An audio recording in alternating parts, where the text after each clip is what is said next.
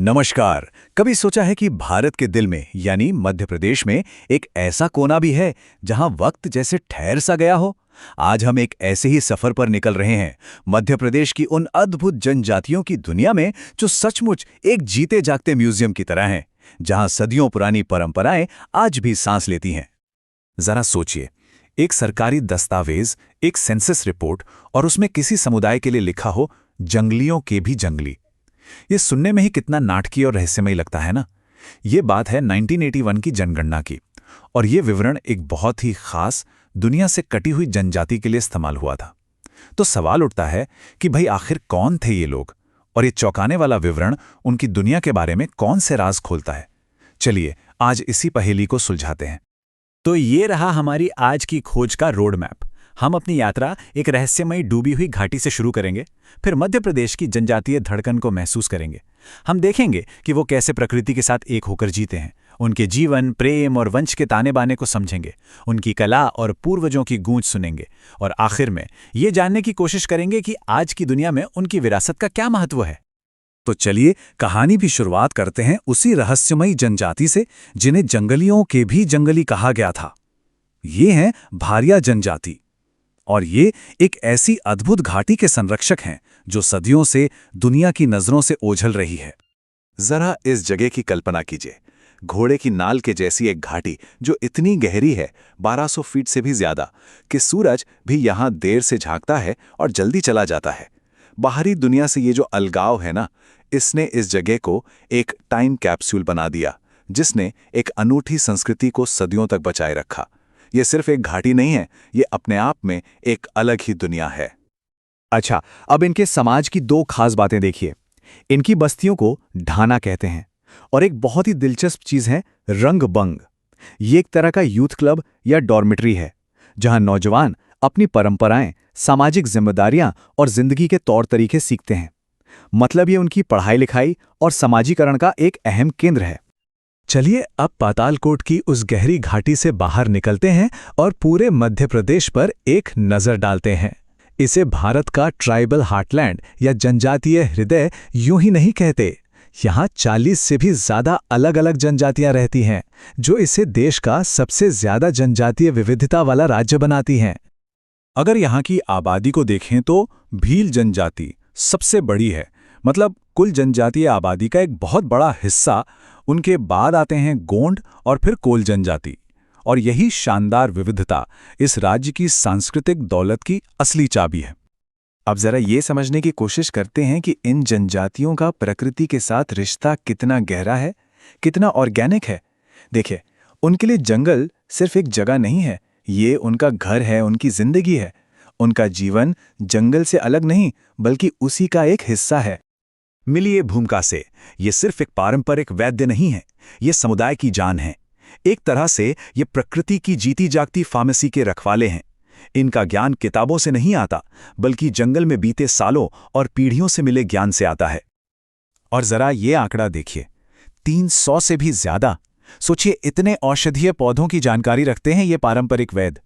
ये एक चलता फिरता एनसाइक्लोपीडिया है, एक ऐसा खजाना जिसे आज की मॉडर्न साइंस भी धीरे धीरे पहचान रही है। प्रकृति के साथ जीने के भी कितने अलग अलग तरीके हैं। एक तरफ बैगा जनजाति को देखिए, वो धरती को अपनी मां मानते हैं और उस पर हल चलाना पाप समझते हैं। उनकी खेती का तरीका अलग है। वहीं दूसरी तरफ दहिया खेती है, जो जिंदगी चलाने के लिए एक प्रैक्टिकल तरीका है। दोनों ही तरीके अपने अपने ढंग से प्रकृति के साथ बैलेंस बनाने की कोशिश करते हैं। तो चलिए अब इनके समाज के अंदर झांकते हैं, देखते हैं कि शादी ब्याह से लेकर पढ़ाई लिखाई तक इनके रीति रिवाज और नियम इनके जीवन को कैसे एक खूबसूरत शक्ल देते हैं। इनके शादी ब्याह के तरीके वाकई बड़े दिलचस्प हैं। जैसे लमसेना प्रथा, इसमें लड़के को लड़की के परिवार की सेवा करके अपना प्यार और काबिलियत साबित करनी पड़ती है। फिर है दूध लौटावा, जहां ममेरे फुपेरे भाई बहनों में शादी को अच्छा माना जाता है, जिससे परिवार के रिश्ते और गहरे होते हैं। और हाँ, राजीबाजी भी है, जहां युवा अपनी पसंद से, अपनी मर्जी से जीवन साथी चुन सकते हैं। मतलब हर प्रथा के पीछे एक अलग सामाजिक सोच है। और ये घोटुल ये सिर्फ एक हॉस्टल नहीं है, इसे एक तरह की अनौपचारिक यूनिवर्सिटी समझिए। यहाँ युवा सिर्फ अपनी संस्कृति ही नहीं सीखते, बल्कि साथ मिलकर रहना, फैसले लेना और एक समुदाय के तौर पर जिम्मेदारियां निभाना भी सीखते हैं। ये शिक्षा का एक वाकई अद्भुत मॉडल है। अब बात करते हैं इन समुदायों की आत्मा की, उनकी कला, उनके संगीत और उनकी मान्यताओं की, जो उनके रोजमर्रा के जीवन में रंग भरती हैं। हर नाच एक कहानी कहता है। भड़म में शादी का जश्न और ऊर्जा है। कर्मा को तो लोक नृत्यों का राजा कहते हैं। चटकोरा में समुदाय की एक साथ थिरकने की लय है और बाढ़ नृत्य में उनके योद्धा पूर्वजों की वीरता की गूंज है। ये सिर्फ एंटरटेनमेंट नहीं, ये उनकी पहचान है। और ये तो बहुत ही हैरान करने वाली बात है, एक ऐसी जनजाति जो खुद को महाभारत के कौरवों का वंशज मानती है। ये है कंवर जनजाति, और वे अपनी योद्धा विरासत के प्रतीक के तौर पर तलवार की पूजा करते हैं। ये सिर्फ एक रस्म नहीं, ये उनके इतिहास, उनके गौरव और उनकी पहचान का एक शक्तिशाली प्रतीक है। तो चलिए अब देखते हैं कि इन जनजातियों का यह गौरवशाली अतीत आज की बदलती दुनिया और उसकी चुनौतियों से कैसे जुड़ता है। इन समुदायों के खून में साहस और अपने हक के लिए लड़ने की एक लंबी परंपरा रही है। चाहे वो 16वीं सदी की महान गोंड रानी दुर्गावती हों, या 19वीं सदी के इंडियन रॉबिनहुड कहे जाने वाले टंट्या भील, या फिर 1930 में अंग्रेजों के खिलाफ जंगल सत्याग्रह करने वाले गंजन सिंह कोरकू, इन सभी ने हमेशा अपनी जमीन और अपने स्वाभिमान के लिए आवाज उठाई है। आज के समय में एक बहुत जरूरी सरकारी क्लासिफिकेशन है PVTG, यानी पर्टिकुलरली वल्नरेबल ट्राइबल ग्रुप, या विशेष रूप से कमजोर जनजातीय समूह। ये दर्जा उन जनजातियों को दिया जाता है जिनकी आबादी घट रही है या जिन्हें अपनी अनोखी संस्कृति और जीवन शैली को बचाने के लिए खास मदद की जरूरत है। और मध्य प्रदेश में ये 3 जनजातियां इस लिस्ट में शामिल हैं। भारिया, जिनकी कहानी से हमने ये सफर शुरू किया था, बैगा, जो धरती को मां मानते हैं, और सहरिया। ये दर्जा उनकी चुनौतियों को स्वीकार करता है और उनके संरक्षण और विकास का रास्ता तैयार करता है।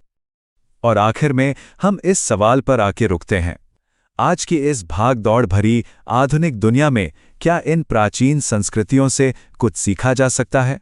प्रकृति के साथ उनका संतुलन, उनके मजबूत सामाजिक रिश्ते और सादगी भरा जीवन, क्या इनमें हमारी आज की कुछ समस्याओं का हल छिपा है? ये एक ऐसा सवाल है जिस पर हम सभी को सोचने की जरूरत है।